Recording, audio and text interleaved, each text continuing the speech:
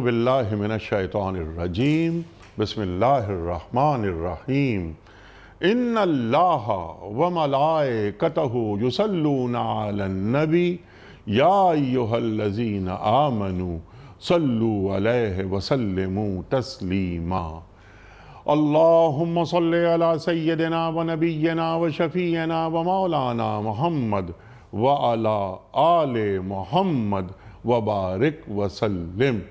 محترم خواتین و حضرات، السلام علیکم۔ پیام صبح کے ساتھ ایک بار پھر حاضر میں ہوں آپ کا میزبان انیق احمد۔ آپ اور ہم جانتے ہیں کہ پیام صبح میں قرآن کریم کی مختلف آیات پر ہم بات کرواتے ہیں اپنے ملک کے ممتاز علماء سے پیر، منگل، بدھ اور جمعرات کو۔ لیکن جمعہ اور ہفتہ 2 دن ہم نے رکھے ہیں آپ کے سوالوں کے جوابات کے لیے۔ بنیاد کیا ہے یا محرک کیا ہے کہ کنفیوژن کوئی نہ رہے، ہر مسئلے کا حل، ہر سوال کا جواب ہمارے دین کے پاس موجود ہے۔ خواتین و حضرات، ہم زحمت دیتے ہیں اپنے عہد کے ایک جید مفتی صاحب کو، وہ تشریف لاتے ہیں اور آپ کی جانب سے آئے ہوئے سوالات، کچھ سوالات ہمارے ہوتے ہیں، کچھ سوالات ہم یہاں پاکستان کے مختلف شہروں میں کھڑے ہو کر ریکارڈ کرتے ہیں۔ ان تمام سوالات کو ہم رکھتے ہیں مفتی صاحب کی خدمت میں۔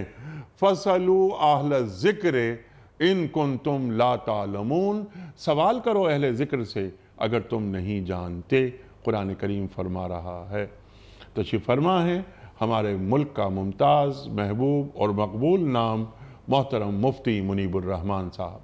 خواتین و حضرات، مفتی منیب الرحمن صاحب تشریف لاتے ہیں اور ہمیشہ ہم مفتی صاحب سے سیکھتے ہیں۔ مفتی صاحب کو خوش آمدید کہتے ہوئے پروگرام کا آغاز اللہ تعالیٰ کے بابرکت نام سے۔ سورہ نبا اور آیات 1 سے 11۔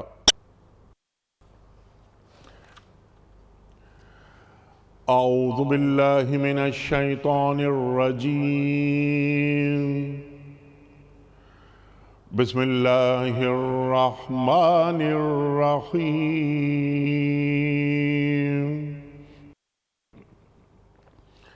عما يتساءلون عن النبأ العظیم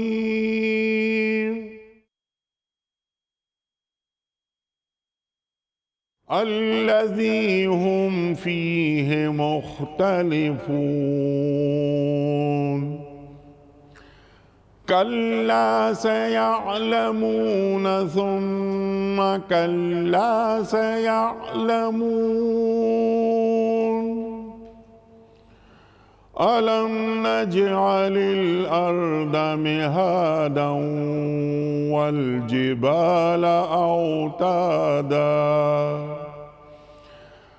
وَخَلَقْنَاكُمْ أَزْوَاجًا وَجَعَلْنَا نَوْمَكُمْ سُبَاتًا وَجَعَلْنَا اللَّيْلَ لِبَاسًا وَجَعَلْنَا النَّهَارَ مَعَاشًا صدق اللہ العظیم۔ یہ لوگ کس چیز کے بارے میں پوچھ رہے ہیں؟ کیا اس بڑی خبر کے بارے میں جس کے متعلق یہ مختلف چہمہ گوئیاں کرنے میں لگے ہوئے ہیں؟ ہرگز نہیں، ان قریب انہیں معلوم ہو جائے گا۔ ہاں، ہرگز نہیں، ان قریب انہیں معلوم ہو جائے گا۔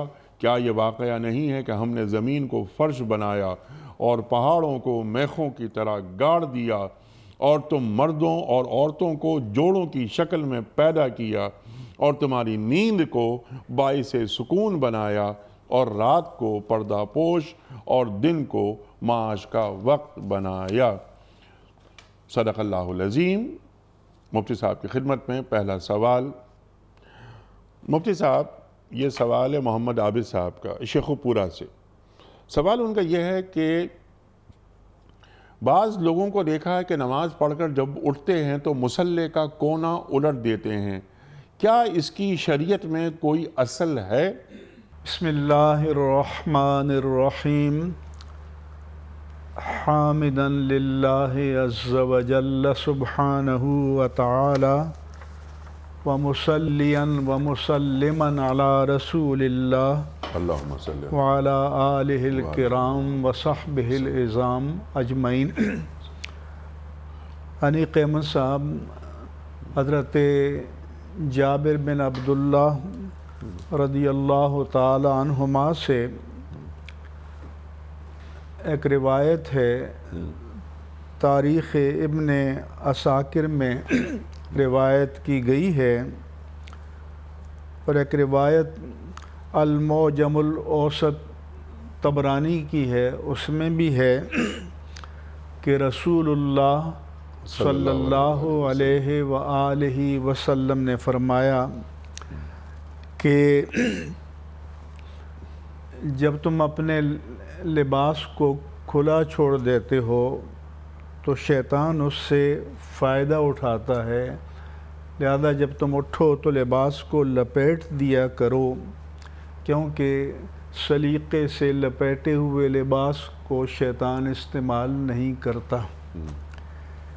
اسی طرح سے آپ نے فرمایا کہ اپنے لباس کو لپیٹ دیا کرو، کیونکہ جب بکھرا ہوا لباس شیطان دیکھتا ہے تو وہ اس کو استعمال کرتا ہے، اگر لپیٹا ہوا ہو تو اس کو استعمال نہیں کرتا۔ لہذا کسی نہ کسی درجے کی یہ روایت تو موجود ہے کہ لباس کو، چاہے مسلح بھی لباس کی قسم میں سے ہے، اس کو پھیلا کر نہیں چھوڑنا چاہیے کہ شیطان اس سے استفادہ کرتا ہے، اور شاید تعلیمات مصطفی صلی اللہ علیہ وآلہ وسلم کی حکمت یہ بھی ہو کہ لوگ مثلا بستر سے اٹھے اور اسے بکھرا ہوا چھوڑ دیا، تو جو سلیقے اور قرینے والے لوگ ہیں تو ان کو تو چاہیے کہ کمبل ہے، لحاف ہے، چادر ہے، رضائی ہے، جب صبح اٹھ گئے تو ان کو سلیقے سے، طریقے سے لپیٹ کر رکھ دینا چاہیے۔ اسی طرح سے اپنا لباس اتاریں تو یہ نہیں ہے کہ اس کو ایسے ہی پھیلا ہوا رکھ دیا، اس کو بھی لپیٹ کے رکھنا چاہیے، جیسے آج کل اس کو ہینگر میں رکھ کر دیتے ہیں۔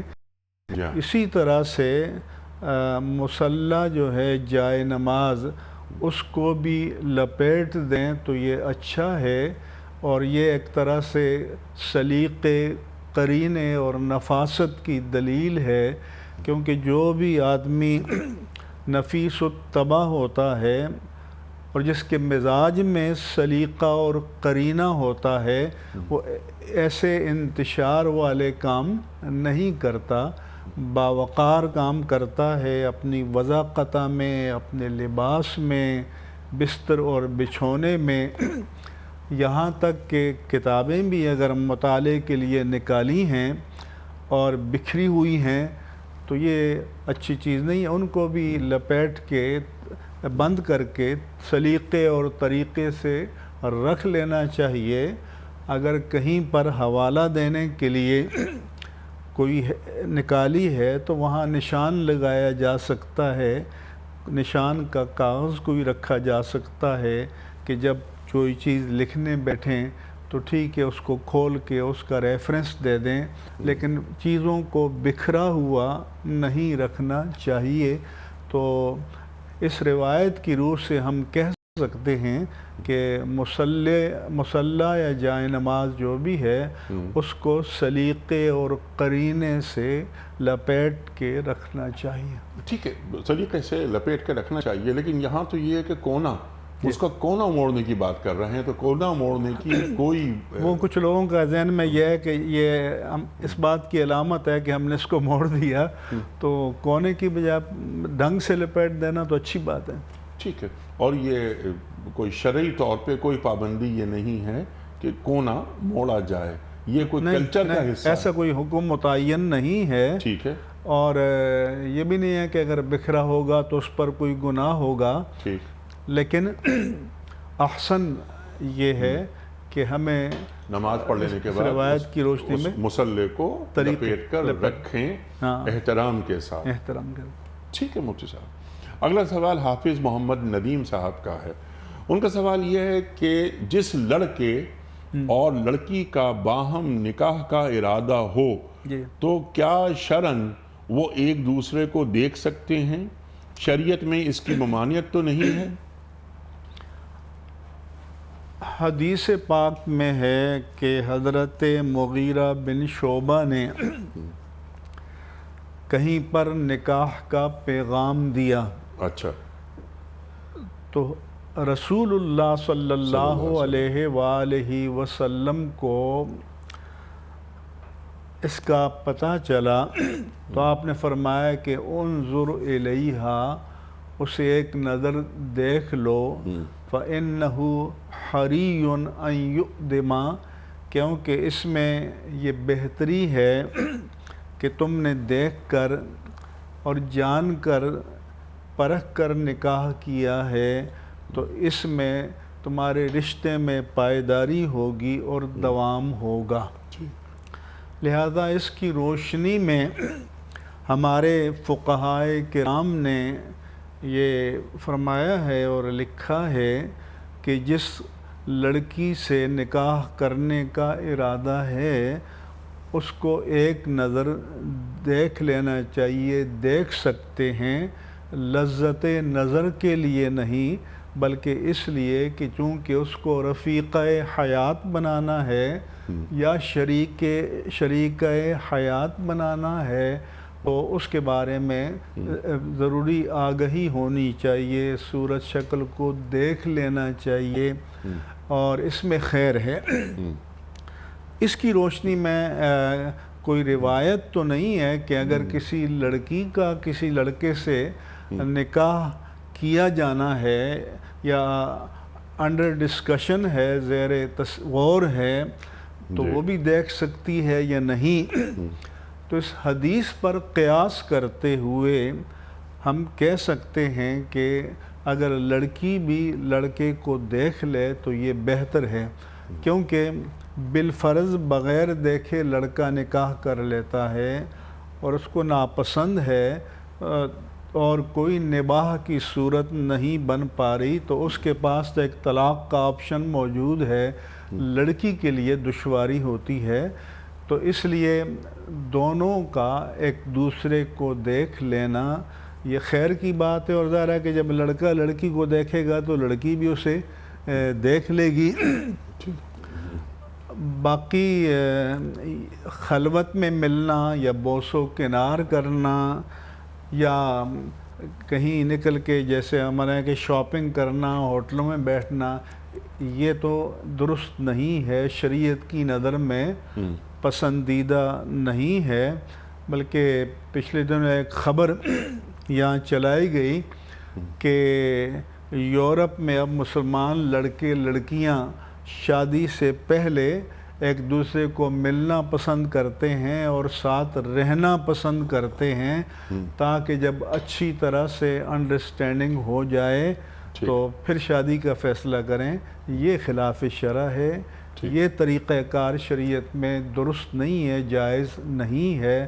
مگر شریک حیات یا شریکہ حیات بنانے کے لیے ایک نظر دیکھ لینا اس کی شریعت نے اجازت دی ہے. بالکل ٹھیک ہے. لڑکا بھی اور لڑکی بھی دونوں ایک دوسرے کو دیکھ سکتے ہیں. اگلا سوال ہے طارق سعید صاحب کا. سوال ان کا یہ ہے کہ مفتی صاحب بعض علاقوں میں رواج ہے کہ اگر کسی کے گھر میں سال کے دوران کسی عزیز کی وفات ہو جاتی ہے تو عیدوں کے مواقع پر لوگ دوبارہ ان کے گھر تعزیت کے لیے جاتے ہیں. کیا شریعت کی روح سے یہ عمل درست ہے؟ انیق احمد صاحب، شریعت کی روح سے یہ عمل درست نہیں ہے. ٹھیک. رسول اللہ صلی اللہ علیہ وآلہ وسلم نے جو ہمیں تعلیم فرمایا وہ یہ ہے کہ سوگ کی مدت زیادہ سے زیادہ 3 دن ہے. ٹھیک. اسی طرح سے تعزیت بھی 3 دن تک کی جا سکتی ہے اور کی جانی چاہیے۔ ٹھیک۔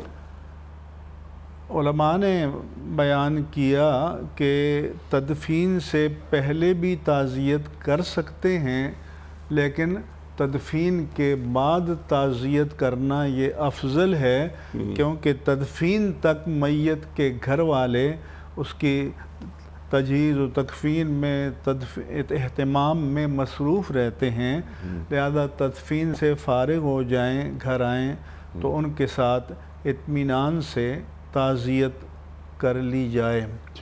افضل پہلے دن تعزیت کرنا ہے، لیکن اگر پہلے دن تعزیت نہ کی جا سکی ہو تو دوسرے دن اور تیسرے دن بھی تعزیت کر سکتے ہیں۔ ایک مرتبہ تعزیت کر لی ہو تو پھر بار بار تعزیت نہیں کرنی چاہیے۔ 3 دن کے بعد پھر تعزیت کا حکم نہیں ہے، سوائے اس شخص کے کہ جسے موت کا پتہ ہی نہیں چلا تھا اور اس کو پتہ چلا تو تعزیت کے لیے آ گیا، یا وہ ملک سے باہر یا ملک سے باہر تھا اور آیا اور تعزیت کی۔ یہ جو 3 دن سے زیادہ گزرنے کے بعد تعزیت سے منع کیا ہے کہ اس کو دوبارہ غم کو تازہ کرنا ہے ایک طرح سے۔ تو یہ جو بعض علاقوں میں رواج ہے یہ درست انہوں نے لکھا ہے، اور صوبہ خیبر پختونخوا میں تو یہ باقاعدہ ہے کہ اگر کسی گھر میں دوران سال کسی کا انتقال ہوا ہے، وفات ہوئی ہے، میت ہوئی ہے، تو اس کے بعد جب عید آتی ہے تو دوبارہ اس گھر میں تعزیت کے لیے جاتے ہیں۔ عید پر ملنے کے لیے جانا تو اچھی بات ہے، لیکن عید کے موقع پر تعزیت کر کے غم کو تازہ کرنا یہ اچھی بات نہیں ہے۔ بلکہ میرا تو خود تجربہ ہے ان علاقوں میں کہ لوگ 3 دن کے بعد بھی کئی دن تک تعزیت کے لیے آتے ہیں اور بار بار آتے ہیں۔ تو اب ظاہر ہے کہ اس کے لیے پھر مثلا کسی کی ماں کا انتقال ہوا یا والد ماجد کا انتقال ہوا، اور اگر 3 دن کے بعد وہ انہوں نے کام بند کر دیا، کیونکہ ایک روایت میں ہے بقالی نے کہا کہ 3 دن تک تعزیت کے لیے اگر کہیں بیٹھنا ہو تو بیٹھ بھی سکتے ہیں، جیسے وہاں حجروں میں یا مسجد میں بیٹھتے ہیں یا اپنے گھر میں بیٹھ جاتے ہیں، کیونکہ رسول اللہ صلی اللہ علیہ وآلہ وسلم کو جب حضرت جعفر ابن ابی طالب اور حضرت زید بن حارثہ رضی اللہ عنہما کی شہادت کی خبر ملی تو آپ بیٹھ گئے اور لوگ آپ سے تعزیت کرتے رہے 3 دن تک، مگر 3 دن کے بعد پھر تعزیت کا سلسلہ موقوف کرنا چاہیے۔ اور جہاں یہ مہینہ بھر، کیونکہ جہاں یہ رواج ہے وہاں اگر تیسرے دن کے بعد کوئی چلا جائے یا گھر بند کر دے یا ان کے انتظار میں نہ بیٹھے تو تان کرتے ہیں، طنز کرتے ہیں، ملامت کرتے ہیں کہ باپ کا کفن بھی میلا نہیں ہوا، ماں کا کفن بھی میلا نہیں ہوا، اور یہ دیکھیے دروازہ بند کر کے اور چل دیا ہے۔ تو ہمیں ان چیزوں پر زور دینا چاہیے کہ جن کو شریعت نے ہمارے لیے مشروع قرار دیا ہے، اور اپنے پاس سے شریعت میں اضافہ نہیں کرنا چاہیے۔ ٹھیک، بالکل۔ اور جس طرح آپ نے فرمایا کہ ہمارا دین ہمیں تعلیم یہ کرتا ہے کہ سوگ کی مدت صرف 3 دن ہے۔ ٹھیک۔ اچھا مفتی صاحب، ایک اور رواج ہمارے معاشروں میں پتہ نہیں کیسے رائج ہو گیا ہے کہ اس سال ہم عید نہیں کریں گے، کیونکہ اس سال ہمارے ابا کا انتقال ہو گیا تھا یا ہماری اماں کا انتقال ہو گیا تھا، تو اس سال عید نہیں ہو رہی ہے۔ ارے کیا دین کیا فرماتا ہے؟ پہلی بات یہ ہمارے سیاستدان اور حکمران بھی کہ اس سال آپ وہ نہ کریں اور فلاں واقع ہو گیا۔ اصل میں ان کے نزدیک عید ایک فیسٹیول ہے، ایک تہوار ہے. جی ہاں. جیسے یہ جو مغربی ممالک ہیں، جی کرسچینٹی والے ہیں، اب وہ کرسمس کو ایک ہالیڈے کے طور پر استعمال کرتے ہیں، ایک جشن کے طور پر. ٹھیک. تو ہمارے ہاں بھی سمجھتے ہیں کہ یہ ایک تہوار ہے اور فلاں سانحہ ہو گیا، فلاں مسئلہ ہو گیا تو ہمیں نہیں منانا چاہیے. یہ قطعاً درست نہیں ہے. عید کیا ہے؟ عید الفطر ہے. رمضان مبارک کے اختتام پر، رمضان مبارک کی عبادات پر اللہ کی بارگاہ میں تشکر بجا لانا اور سب مسلمانوں کا جمع ہو کر کھلے میدان میں نکلنا اور اپنی ایک جمعیت کا، قوت کا، وحدت کا مظاہرہ کرنا، عبادت کرنا. تو جن کو یہ ہے کہ بس عید کو جانی چاہیے تو ان کا تصور عبادت سے کوئی تعلق نہیں ہے. بس ان کا یہ ہے کہ ہمارا تہوار ہے، بس یہ ہو جائے. تو اس لیے، اور پھر یہ بھی کہتے ہیں کہ اس سال عید نہیں منائیں گے. بھائی عید نہیں منانے کا کیا مطلب ہے؟ کیا آپ نماز عید نہیں پڑھیں گے؟ سنت مؤکدہ ہے، پڑھنا چاہیے. کوئی بھی پوچھے گا تو ہم کہیں گے پڑھنا چاہیے. اور اس دن غسل کرنا سنت ہے تو ہمیں غسل کرنا چاہیے. اچھا لباس پہننا یا اگر دستیاب ہے تو نیا لباس پہننا سنت ہے. ہمیں اتباع سنت ہمیں کرنی چاہیے. تو اس لیے یہ عید نہ منانے کا، بلکہ بعض جگہ تو آپ کو بھی پتہ ہوگا کہ اس سال ہم قربانی نہیں کریں گے کیونکہ ہمارے والد صاحب کا انتقال ہو گیا، فلاں کا ہو گیا. یہ کہاں سے آ گیا کہ بھئی آپ والد کا یا والدہ کا یا کسی کا انتقال ہو گیا تو ہم عبادت کو چھوڑ دیں گے؟ قربانی تو عبادت ہے، اور عبادت جس پر واجب ہے اس کو کرنی چاہیے. ضمناً چونکہ آپ نے بات سے بات نکلتی ہے کے تحت سوال کیا ہے تو میں یہ بھی کہوں گا کہ بعض علاقوں میں چونکہ میت کے بعد کھانے وانے کا انتظام ہوتا ہے تو اگر کوئی ایصال ثواب کے لیے کرنا چاہے تو بہت اچھی بات ہے. لیکن اگر میت کے مال میں سے کرنا ہے تو مال کی ملکیت تو انتقال کے ساتھ ہی وارثوں کو منتقل ہو جاتی ہے. تو اگر ورثاء میں نابالغ بیٹا ہے، بیٹی ہے، بچے ہیں تو ان کا ترکے میں حصہ ہے، ان کے حصے میں تصرف نہیں کیا جا سکتا یہاں تک کہ ان کے حصے سے یہ فاتحہ یا ان امور پر بھی پیسہ نہیں لگایا جا سکتا. ہاں، جو وارث عاقل بالغ ہے وہ اپنے ترکے میں سے حصے میں سے کرے یا اپنے مال میں سے کرے، وہ کر سکتا ہے، کوئی حرج نہیں ہے. کوئی حرج نہیں، بلکہ اچھی بات ہے، ثواب کی بات ہے. بہت اچھی بات ہے. جس کے لیے کرے گا اس کو بھی ثواب ملے گا اور اس کو خود بھی ثواب ملے گا. سبحان اللہ، سبحان اللہ. آپ نے فرمایا، ہمیں تعلیم کیا کہ سوگ کی مدت حد سے حد 3 دن ہے، اور یہ تعزیت بھی 3 دن ہے.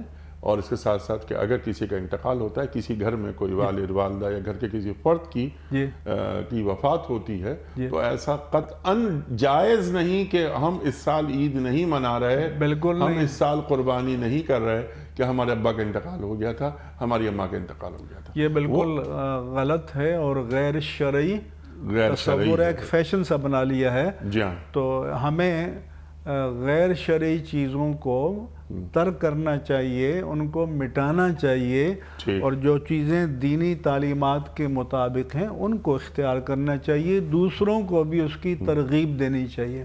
بالکل ٹھیک ہے. اچھا مفتی صاحب، اگلا سوال ہے محمد ارسلان صاحب کا. سوال یہ ہے کہ کیا فرض کے بعد پڑھی جانے والی سنت مؤکدہ کو کسی ضرورت کے تحت فرض سے پہلے پڑھا جا سکتا ہے؟ فرض کے بعد جو سنت مؤکدہ ہیں انہیں فرض سے پہلے نہیں پڑھیں گے. اچھا. کیونکہ اگر ان کو فرض سے پہلے پڑھیں گے تو نفل تو ہو جائیں گے اور نفل کا ثواب ملے گا. کیونکہ فرض کے بعد جو سنتیں ہیں وہ ان کی حکمت یہ بھی ہے کہ فرائض میں ہم سے کوئی کمی رہ جائے تو اس سے اس کی تکمیل ہو جائے. لہذا فرض کے بعد کی مؤکد سنتیں فرض کے بعد ہی پڑھنی چاہیے، اور پہلی سنتیں بالفرض اگر تنگی وقت کی وجہ سے رہ گئی ہیں تو وہ پھر فرض کے بعد پڑھ سکتے ہیں۔ اب اس پر سوال آتا ہے کہ پھر سوال یہ، جیسے ظہر میں فرض سے پہلے 4 سنتیں ہیں، پھر فرض کے بعد 2 سنتیں ہیں، تو ان 2 سنتوں کو پہلے پڑھیں یا جو پہلے کی 4 سنتیں رہ گئی ہیں ان کو پہلے پڑھیں؟ تو ہم کہتے ہیں بہتر یہ ہے کہ یہ پہلی سنتیں تو اپنی جگہ سے ہٹ گئی ہیں، تو دوسری 2 سنتوں کو فرض کے بعد متصلاً پڑھ لیں تاکہ اپنے مقام پر ہوں، پھر جو پہلی سنتیں رہ گئی ہیں ان کو پڑھ لیں۔ بالکل صحیح، کلیئر ہو گئی یہ بات۔ بالکل ایک اچھا سوال، سبحان اللہ، محمد ابو بکر قادری صاحب، سوال ان کا یہ ہے کہ کیا غیر مسلم پڑوسی کے حقوق بھی ویسے ہی ہیں جیسے مسلمان پڑوسی کے؟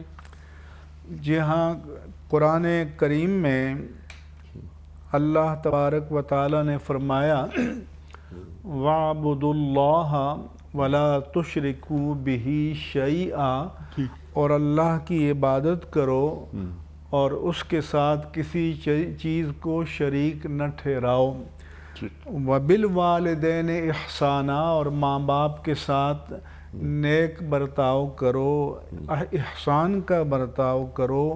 وَبِذِي الْقُرْبَى وَالْيَتَامَى وَالْمَسَاكِينِ، اور قرابت داروں کے ساتھ، مسکینوں کے ساتھ اور یتیموں کے ساتھ اچھا برتاؤ کرو۔ پھر فرمایا کہ وَالْجَارِ ذِي الْقُرْبَى وَالْجَارِ الْجُنُبِ وَالصَّاحِبِ بِالْجَنبِ۔ حدیث میں پڑوسی کی 3 قسمیں یہاں آیت میں بیان کی ہیں۔ ویسے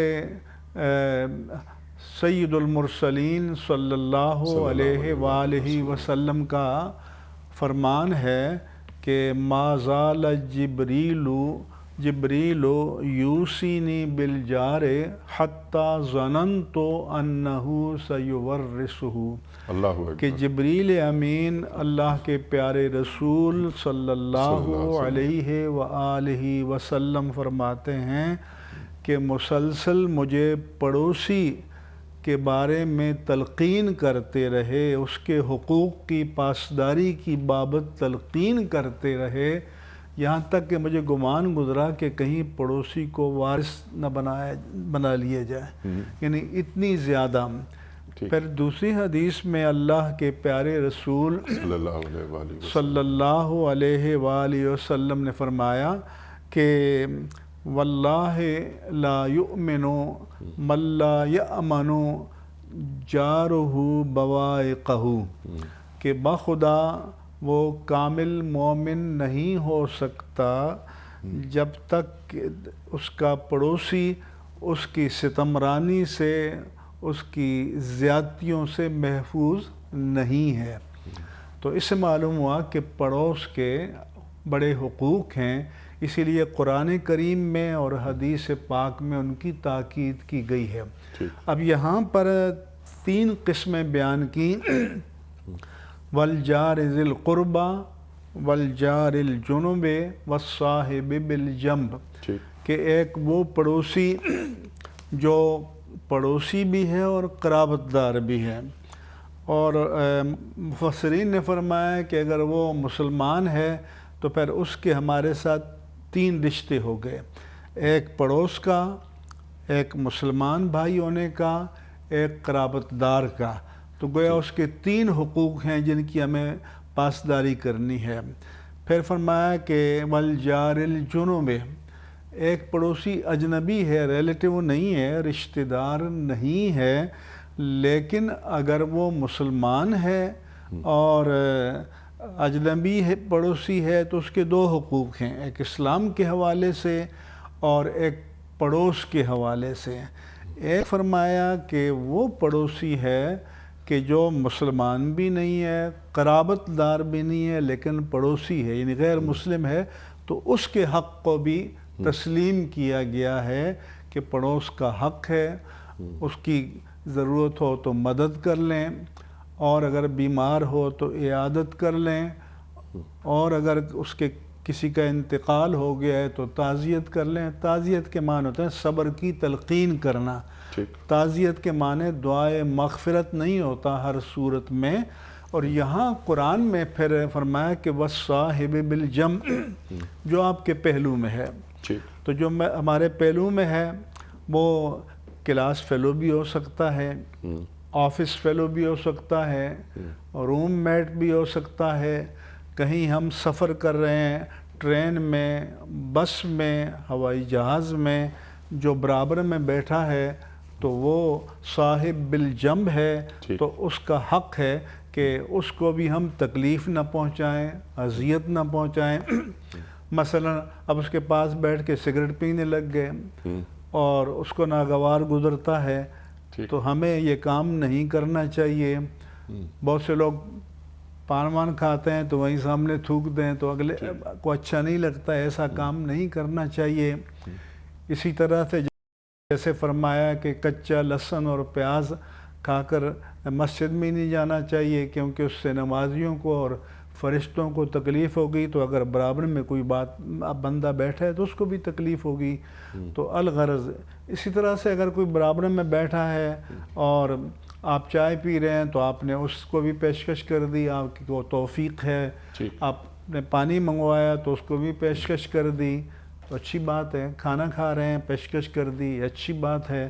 تو اس لیے ہمیں اسلام انسانی اقدار کی پاسداری کی تعلیم دیتا ہے کہ ہمیں انسانی اقدار کا، ویلیوز کا، اچھی روایات کا علمبردار ہونا چاہیے۔ تو اگر وہ غیر مسلم بھی ہے تو کم از کم ہمارے بارے میں اس کا تاثر اچھا ہوگا، اور ہو سکتا ہے کہ اس حوالے سے اسلام کے بارے میں اس کا تاثر اچھا ہو کہ یہ اخلاقیات ان کے دین نے ان کو سکھائی ہیں۔ کیا بات ہے، سبحان اللہ سبحان اللہ۔ بلکہ مفتی صاحب کبھی کبھی تو خیال آتا ہے ذہن میں کہ غیر مسلم ہماری بہترین اخلاقیات کو دیکھ کر اگر یہ سوچنے پر مجبور ہو جائیں تو کیا ہی اچھا ہو کہ ان کے اخلاق اتنے اچھے ہیں تو ان کے رسول کے اخلاق کیا ہوں گے، جو انما بعثت لأتمم مکارم الاخلاق۔ مکارم الاخلاق، اللہ اکبر اللہ اکبر اللہ اکبر۔ اللہ کے رسول فرما رہے ہیں صلی اللہ علیہ وآلہ وسلم کے مبعوث اسی لیے کیا گیا ہوں کہ اخلاقیات کو ان کے کمال تک پہنچاؤں۔ عمدہ اخلاق، اعلیٰ اخلاقیات، اعلیٰ اقدار، سبحان اللہ سبحان اللہ، جو انسانیت کے رشتے سے ہونی چاہیے سبحان تو اللہ۔ وہ بھی ہونا چاہیے۔ جیسے قرآن کریم میں ہے فَلَقْتَحَمَ الْعَقَبَةَ وَمَا أَدْرَاكَ مَا الْعَقَبَةُ، وہ دشوار گزار گھاٹی میں کیوں نہ داخل ہوا اور تو کیا جانے کہ وہ دشوار گزار گھاٹی کیا ہے۔ فَكُّ رَقَبَةٍ، گردن کو آزاد کرنا، چاہے غلامی ہے یا قرض میں ڈوبا ہوا ہے۔ او اطعام فی یوم ذی مسغبہ، یا فقر و فاقہ کے میں مبتلا کسی بھوکے کو کھانا کھلانا۔ یتیماً ذا مقربہ، یتیم کو جو کہ قرابت دار بھی ہے، اور مسکیناً ذا متربہ، یا مسکین کو، اس کے ساتھ قرابت کی قید نہیں لگائی، جو خاک آلود ہے، جس کے جو افلاس زدہ ہے۔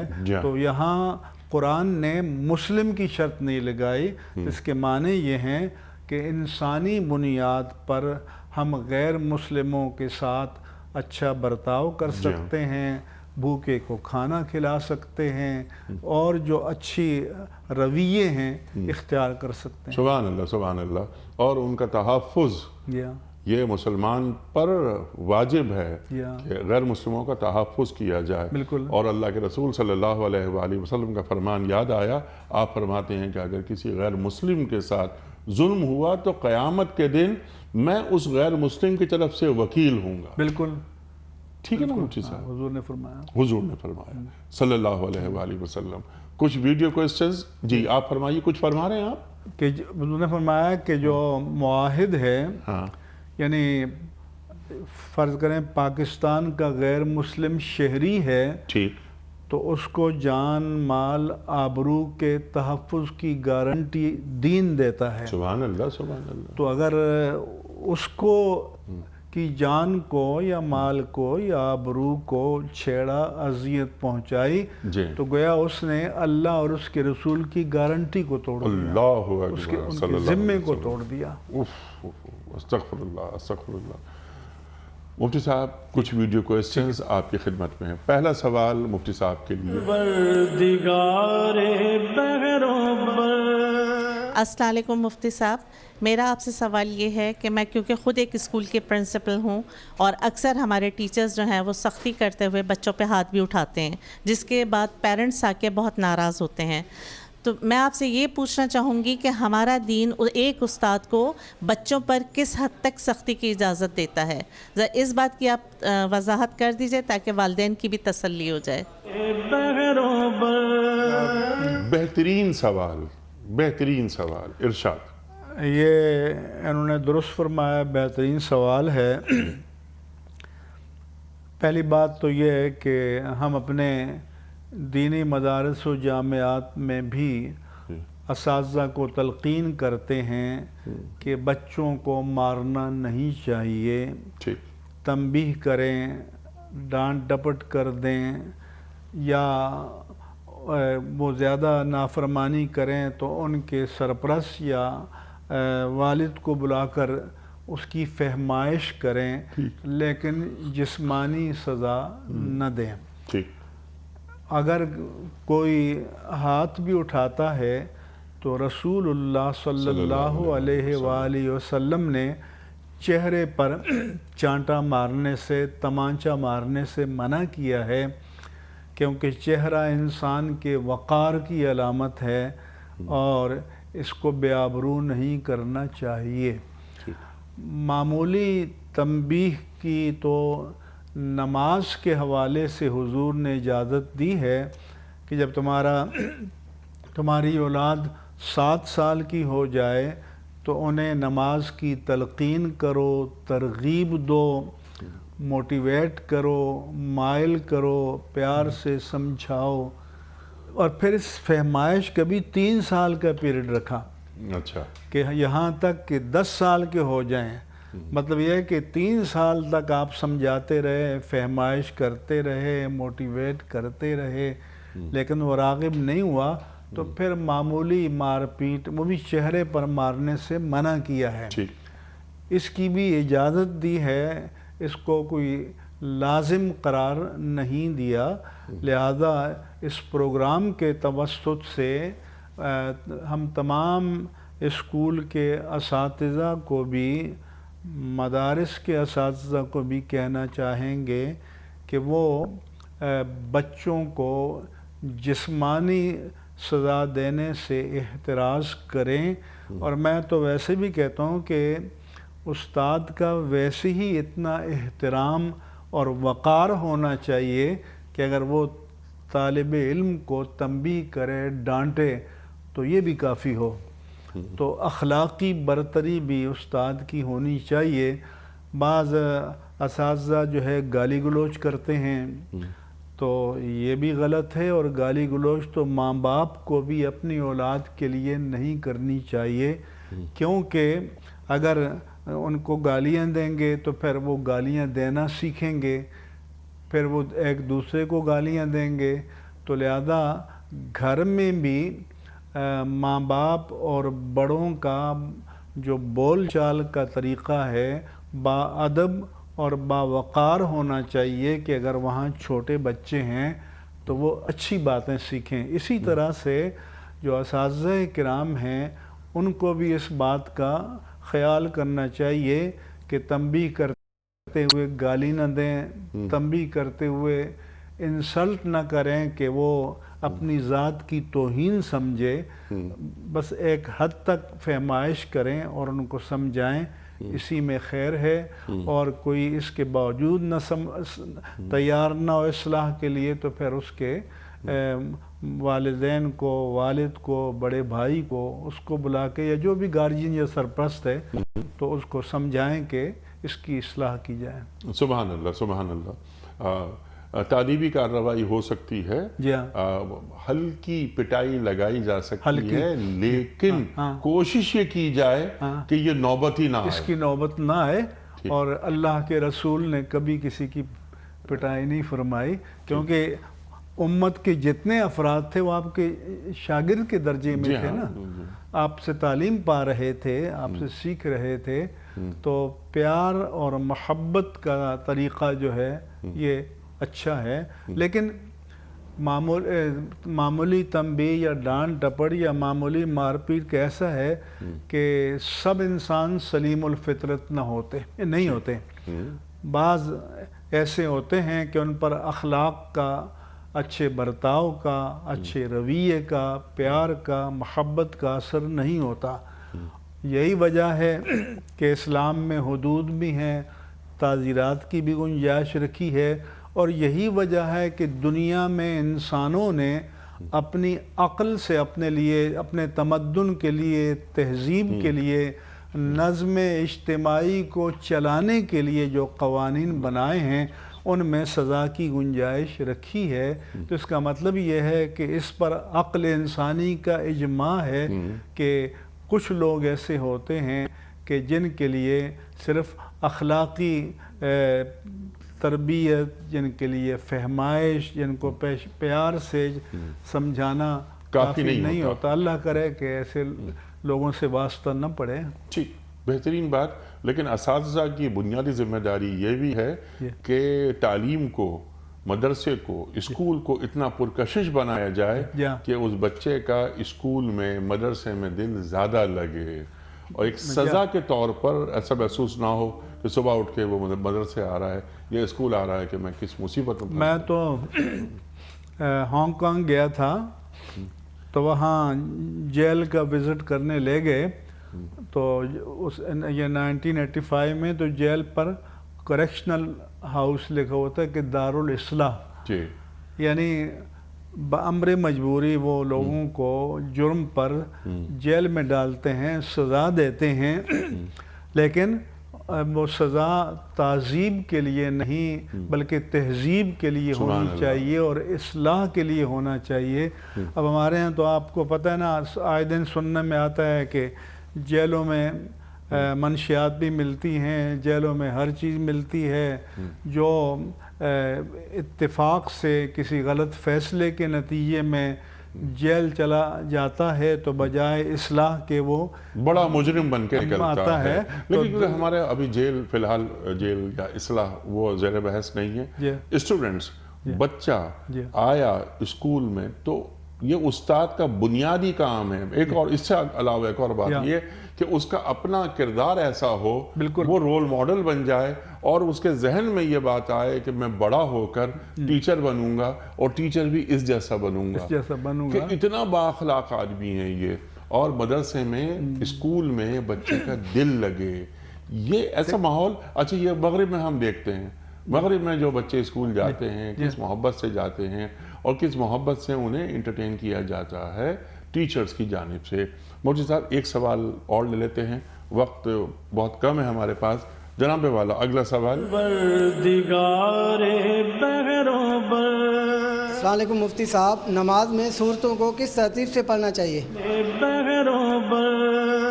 ارشاد.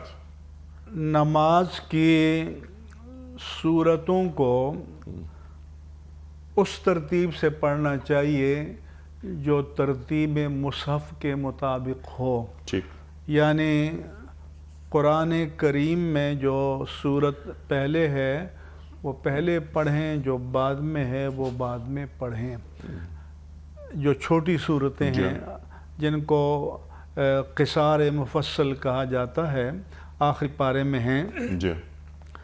اور اگر بڑی صورت ہے تو اس کی متصل تلاوت کریں. اگر یہ نماز کی بابت پوچھ رہے ہیں تو ایسا نہ کریں کہ بھائی چند آیتیں پڑھ کے ایک آیت چھوڑ دی اور پھر آگے سے. اگر فصل بھی کرنا ہے تو کم از کم 3 آیات کا ہونا چاہیے. اسی طرح سے فقہائے کرام نے فرمایا کہ آخری جو چھوٹی صورتیں ہیں، فرض کریں کہ اگر پہلی رکعت میں سورۃ الفیل پڑھی ہے ٹھیک تو دوسری میں سورۃ القریش پڑھ لیں، ٹھیک اور اگر سورۃ القریش نہیں پڑھ رہے تو ایسا بھی نہ کریں کہ سورۃ القریش ایک سورت چھوڑ کر دوسری سورۃ المعون پڑھ لیں، پھر اس سے آگے کی سورت پڑھ لیں، یعنی کم از کم 2 سورتوں کا فصل ہونا چاہیے۔ ٹھیک باقی قرآن کو ترتیب کے خلاف بھی نہیں پڑھنا چاہیے کہ جو بعد والے صورتیں ہیں ان کو پہلے پڑھیں اگر وہ قرآن کی مسلسل تلاوت کر رہا ہے، اور پہلے والی صورتیں بعد میں پڑھے۔ ہاں یہ بچوں کی تعلیم کے لیے بعض اوقات آخری پارے کی چھوٹی صورتیں دی جاتی ہیں، وہ صرف اس لیے کہ پہلے چھوٹی صورتوں کا یاد کرنا آسان ہو جائے۔ وہ یاد کرنے کے لیے تو بہت اچھا ہے، لیکن ترتیب ایسی ہوگی جیسے سورہ فیل پڑھی ہے تو اس کے بعد سورہ قریش، ایسا نہیں کہ سورہ فیل کے بعد سورہ دمازہ پڑھ دی گئی یا پھر سورۃ الکوثر یا سورۃ الاخلاص ایسا پڑھیں گے۔ اس کے نیچے صورتیں ہیں سورہ ناس تک، اس طرف جائیں گے، اوپر نہیں جائیں گے۔ ٹھیک ہے مفتی صاحب، آپ کا میں بڑا ممنون، بڑا شکر گزار آپ تشریف لائے۔ خواتین و حضرات، ہمارے علماء کو اللہ سلامت رکھے، تشریف لاتے ہیں اور ہماری علمی کمی کو دور فرما دیتے ہیں۔ آج کے پروگرام کا وقت مکمل ہوا یہاں۔ آپ اور ہم جانتے ہیں کہ پیام صبح کا اختتام ہوتا ہے روزانہ ایک قول پر، اور وہ قول ہوتا ہے صاحب نہج البلاغہ امیر المومنین حضرت علی مرتضیٰ کرم اللہ وجہہ کا۔ آپ فرماتے ہیں کہ بہترین بخشش وہ ہے جو مانگنے سے پہلے مل جائے، بہترین بخشش وہ ہے جو مانگنے سے پہلے مل جائے۔ سبحان اللہ سبحان اللہ۔ اپنے میزبان انیق احمد کو کل تک کے لیے اجازت دیجیے۔ خدا حافظ۔ پروردگار بحر و بر